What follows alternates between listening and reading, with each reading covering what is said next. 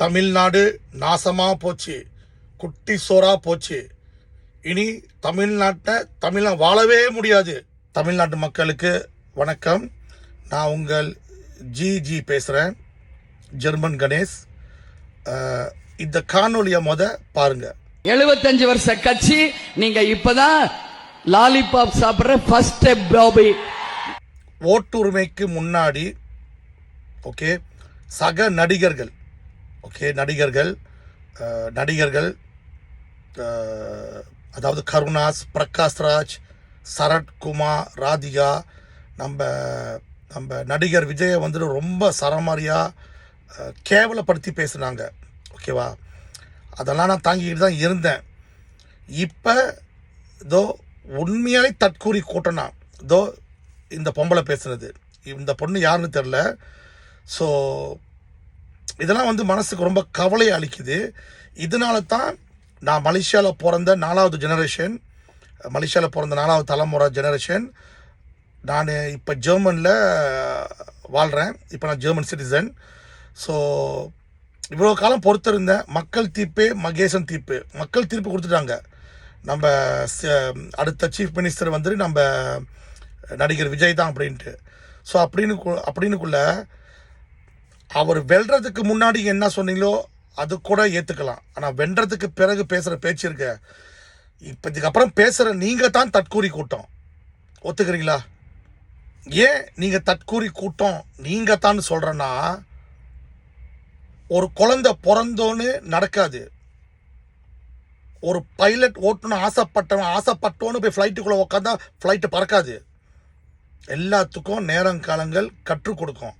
அதே போல் நம்ம new chief minister விஜய்க்கும் அவரும் கற்றுக்குவார். இந்த அரசியலை கற்றுக்கிறது அரசியல் பேக்ரவுண்ட் இருக்கணும், அப்பா அம்மா அரசியலாக இருக்கணும், இதெல்லாம் கல்வி கற்றுட்டு வர்றதில்ல. ஓகே, அவருக்கு ஒரு நம்பிக்கை இருக்குது, என்னால் முடியும்னு. ஸோ அந்த நம்பிக்கை தான் முக்கியம். அந்த நம்பிக்கை அவருக்கு இருக்குது. ஸோ அதனால் அவரை வழி விடுவோம். இந்த ஒரு விஷயத்துக்காகலாம் துவண்டு ஆஃப் ஆகி போய் உட்காந்துருவோம்லாம் நினைக்காதீங்க.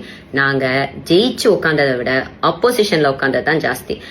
இப்பதானே நீங்க ஃபர்ஸ்ட் டைம் வந்திருக்கீங்க. அப்போசிஷன்ல டிஎம்கே உட்காரும் போது அது எவ்வளவு டேஞ்சரஸ்ன்னு உங்களுக்கு இனிமேதான் புரிய போகுது.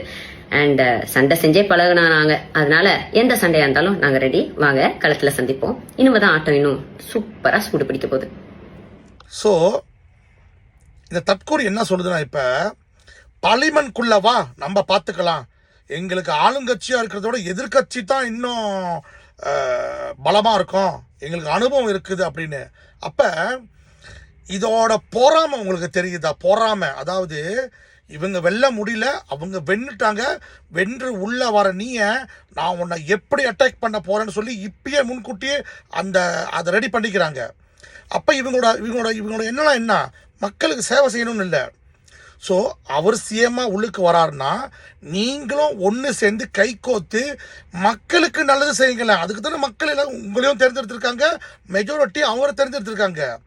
ஸோ எல்லாருக்கும் நல்லது செய்யுங்களேன். அதை போட்டு நீ இதுக்குள்ள வா, நான் உன்னை பார்த்துக்கிறேன், எங்களுக்கு எதிர்கட்சி இன்னும் சுவாரஸ்யமானது அப்படின்னா இதெல்லாம் என்னத்தை காமிக்குது? நான் 39 நாடு போயிருக்கேன், தமிழ்நாட்டுக்கு இன்னும் வந்ததில்லை. பட் இந்த 2026 கண்டிப்பாக நான் வருவேன். ஏன்னா நல்ல ஒரு ஆட்சி வந்திருக்குன்னு சொன்னால் கண்டிப்பாக நான் வருவேன். ஸோ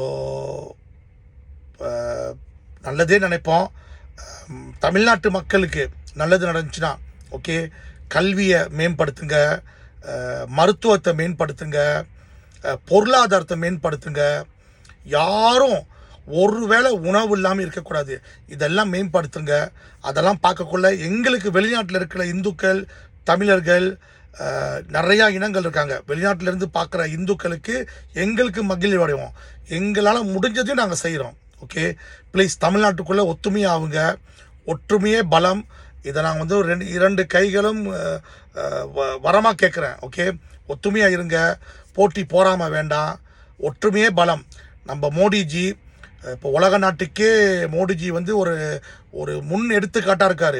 இப்போ யூரோப் மோடியை அவ்வளோ ஒரு ஜெர்மனி மோடி மேலே அவ்வளோ ஒரு மதிப்பு மரியாதை வச்சுருக்காங்க. ஏன்னா ஒரு நல்ல பிரைம் மினிஸ்டர்னு.